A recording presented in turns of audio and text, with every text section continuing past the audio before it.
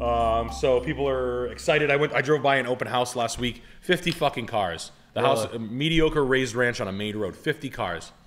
Used car prices are up. Mecum auctions, where I'm predicting the end. People are. I think there's these cash freaks are.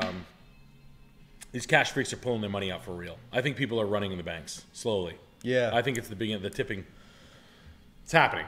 They're also like kind of doing digital runs. They're not necessarily going in and getting cash, but they're moving their like credit union money, their small bank money into JP Morgan accounts, into Chase. They're doing a digital bank run as well. It's kind of interesting to see it go down. Hell yeah. People are holding cash right now. People are holding cash, but that's going to burn a hole in your pocket. People's behavioral patterns with a pile of cash has statistically not gone well. Yeah. You want to know how I know? I have $200 in my pocket. It's burning a hole in it. What can I buy for $200? The answer: the 7.5-inch still hedge trimmers. But yeah, you go ahead. You have trust. We've got real trust. There are people running around, people buying houses. It's getting wild. There are some buys out there.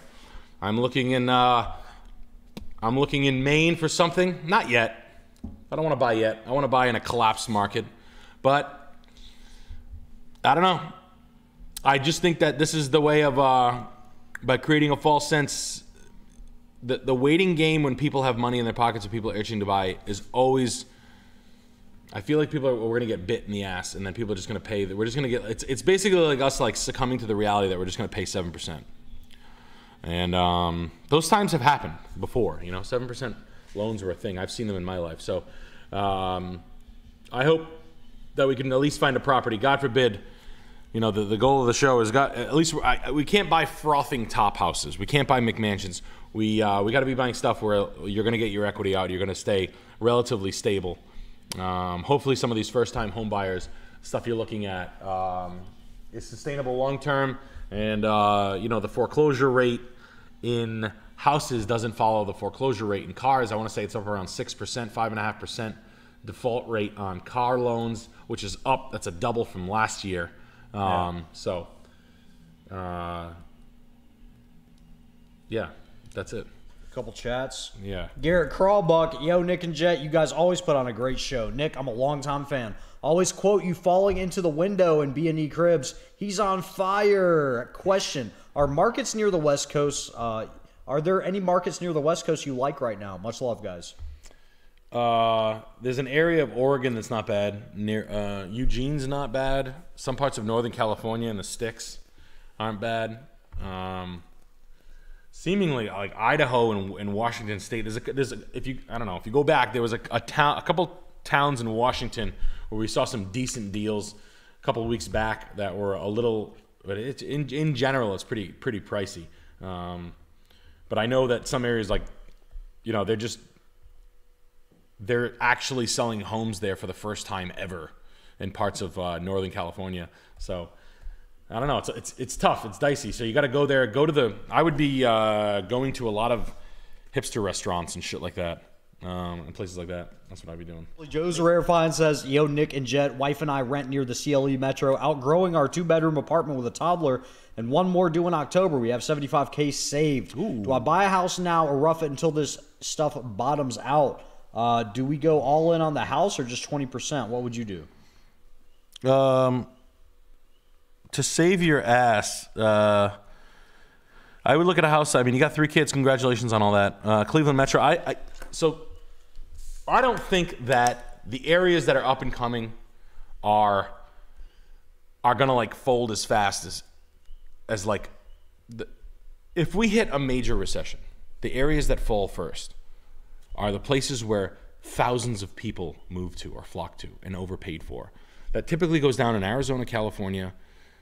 The West Coast was overly inflated, always does it. Southern California, not like the premier properties. I mean, the mansion tax didn't help everybody. They had the most houses ever sold in Los Angeles County in like 20 years because they wanted to beat the mansion tax, which is, it must have been a lot for everybody to be. I mean, I don't know how much it was dollar for dollar, but a lot of famous people dumped their properties quick, which tells me that it must have been pretty dookie.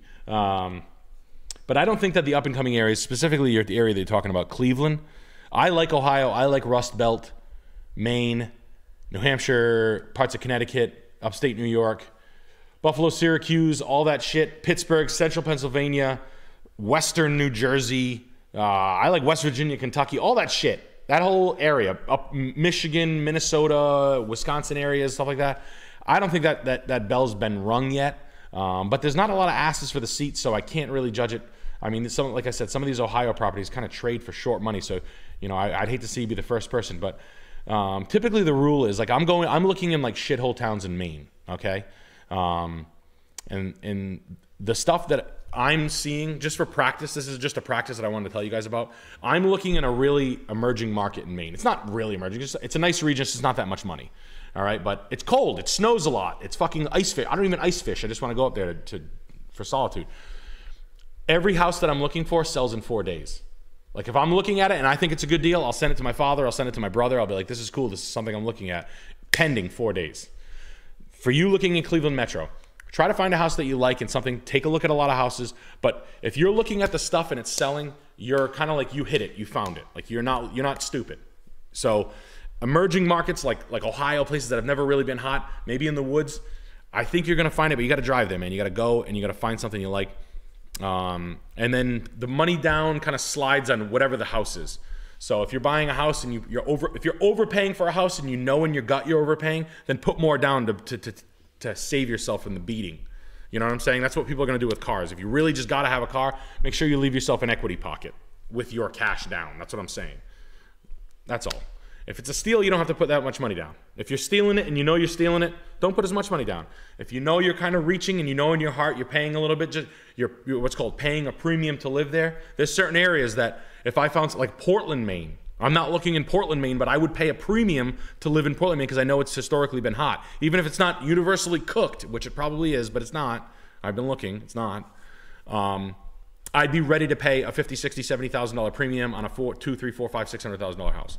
I know I'd be paying up because it's a hot item. You know what I mean? As opposed to a secondary market like in the woods, 40 minutes outside the metro, it's not as hot. So that you can't give me the same story you're giving me in Portland when I'm in fucking Casco. Okay? I hope that helps. Congratulations on the baby. That's just little considerations on this stuff. Like, if you're like the first 6 couples in the new town, you gotta get a deal on it. If you're moving in and there's like cool people everywhere and like, you know, everybody's got like a cool car and they're in the woods and you're seeing like people dressed like city folk, you might be in a cooked city. You know, when I moved to Scituate, like there's nobody cool out here where I live. Jet's the coolest guy that lives out here, and I'm in 7th behind my fucking NASCAR driving neighbors. The house sucks. Headspace Addict with the 25 euros. Ding dong. Economic Coal Mine Canary. New Zealand's RBNZ. Just splooged markets with a hawkish surprise. Prep for higher rates for longer, boys. Anyhow, you pair of angels helping me burn the midnight oil over in the UK. Yeah, New Zealand may have done that with the rates, but Australia... Was it Australia or... it was either Australia or New Zealand. They decided to halt rate hikes. How in the hell are they going to do that? Well, they don't have the same problems we do. Could be, I don't know. I have an alarm.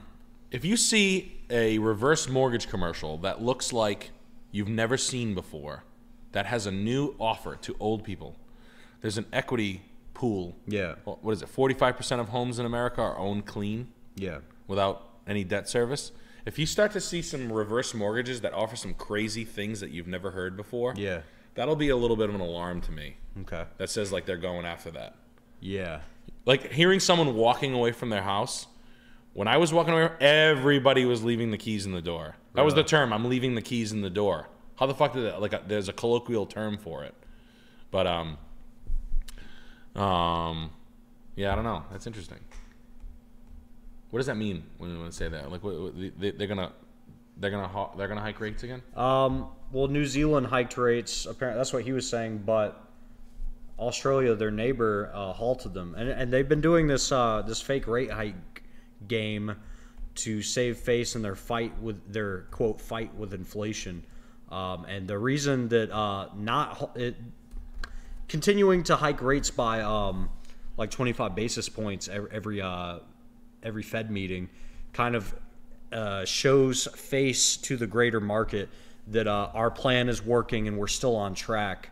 But of course, they wouldn't hike it 50 basis points, or they wouldn't crank a full percent. They wouldn't pull like a, what was the guy who, Volcker, with the really high interest rates in like the 80s or 70s or something. They wouldn't do anything aggressive. They're just like, they're just trying to show that they're not scared in the face of the, because if the banking crisis happened and then they stopped rate hikes, it would look like they were scared and were changing their plans, and that would lead to lower confidence for the market. So I think that's what's going on. But Australia was the first one to recently to decide they were going to stop the rate hikes. I think that's my take. I think it was a better take than mine, which is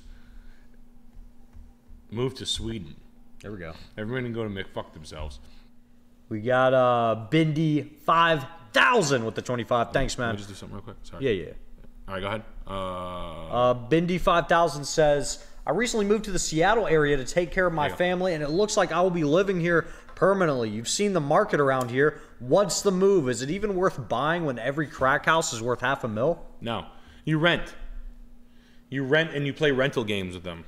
In LA, like, the move is just to rent. Like,